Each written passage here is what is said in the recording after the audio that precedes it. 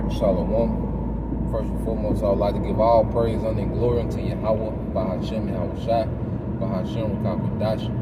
Double honors to the apostles and elders of GMS who rule well, teach well, being great examples for us younger brothers. And peace and blessed salutation to the hopeful lake out there pushing his word in truth and in sincerity across the four winds in the name of Yahweh, Bahashem, Yahushua, pushing to get up out of here. Shalom to the hopeful elect, the believers, the listeners whom have came back to the obedience, all right, through faith in Yahweh by Shem Al-Shah. Now, what I want to get into today is understanding that the times we're coming into, all right, this chaos, the judgment, the time of judgment that we're coming into, the time of persecution, all these things is going to play out in the earth. We have to understand that we have to have unmovable faith in the midst of all of this, man. We have to have an unmovable faith in the midst of everything that we're about to go through, man. This is a time where, we're fully going to have to trust in Yahweh by Shem Al-Shai with no doubt. Because what's going on, there's a lot of things, going on around us that's going to want to make us doubt. Even amongst Israel, there's going to be things that's going to push gray areas in doubt. There's going to be people that's going to push gray areas in doubt. And when we go into the times that we're going into, we got to be fully persuaded. And I fully believe this is why certain things happen dealing with the ministry, to really, seal the faith of the elect. So the elect can be fully persuaded, in what, they believe, man. And what we believe. You see? So as we come, to a time, all right, like no other, a time that can't be compared with another time that has ever been, we have to go into this thing with unmovable faith. As we have examples of our forefathers, man, of unmovable faith. So what I want to go into real quick, as I was just reading over last night, when you go to Romans 4, chapter 4, dealing with the faith of Abraham, and you read the 12th verse, and it says, "And the father of the circumcision to them who are not of the circumcision only, but who also walk in their steps of the faith of our father Abraham, which he had being yet uncircumcised." You see? So the scripture talk about how Abraham walked in faith even before he was circumcised. And what that showed you, that faith, pretty much is above the law. Now, through faith, we keep the law to the best of our ability. The faith, produces action. Faith makes us be obedient, all right, to the best of our ability, man, to the standard of the scriptures. But it's a faith that comes first, When we first heard this word, it was the belief of the word that made us change and repent. We didn't repent before we believed. You see, we watched, we started binge watching videos. If you had a camp in your city, you would always go to the camp. And then you would start, repenting. Because you would go to the camp for weeks, and I was going to the camp for weeks, still getting lined up, but I was going to the camp. You see? Showing you that the faith had to kick in first before, it provokes us to be obedient. And that's what we have to understand, that this thing, we came in this thing by faith, just as those Israelite foreigners did, back during the time of the apostles. You see? Now when you read verse 13, it said, for the promise that he should be the heir of the world was not to Abraham or to his seed through the law, but through the righteousness of faith. You see? Through the righteousness of faith, because we're going to be in a situation where we're going to have to make a decision based solely on faith, man. Alright? The reason why we not, because see, right now it's easy, to say what you won't do, I won't take, the potion. I won't take the MOB.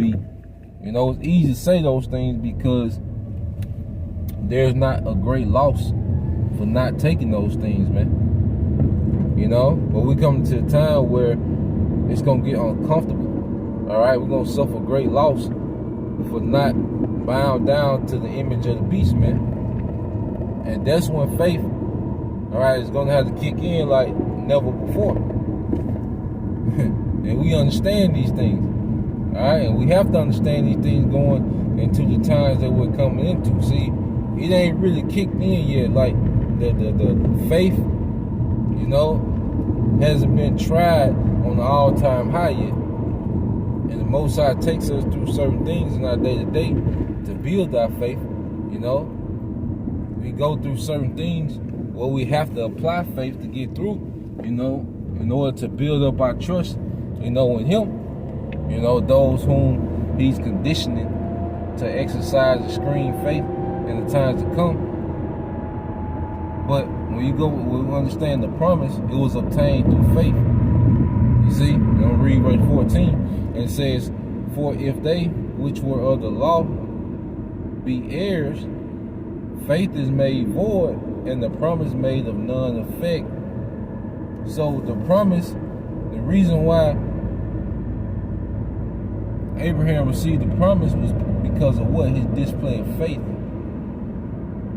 You see? And the only ways to be joint heirs to that promise is we have to show that same display of faith in these times, man. You see, Christians think that faith makes you, partakers of the promise. But no, first you have to be an Israelite. You see? You have to be an Israelite that displays faith to be an heir of that promise. Because it is still dealing with a particular seed line. So can't just anybody say, "Oh, I believe," and that makes them part of the covenant, dealing with Abraham,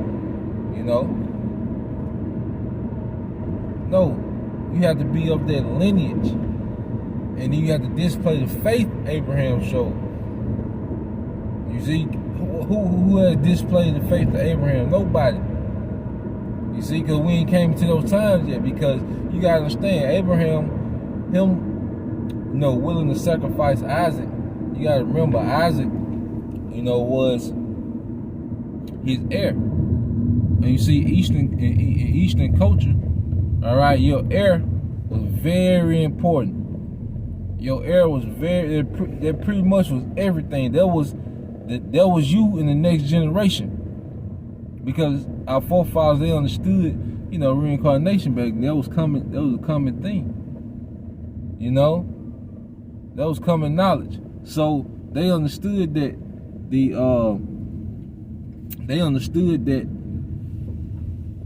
heir and them inheriting what you had, that set you up for a better chance of coming back, into an inheritance when you will come back, And Abraham was willing to sacrifice all that, at the word of Yahweh Shema Shah, as we're about to do. This kingdom that we constantly talk about, brothers talk about these thrones, you hear that word malak, all the time. Well, those are just words. So we're coming to a time where we're going to have to sacrifice everything that we have based on words. Just as Abraham was willing to do.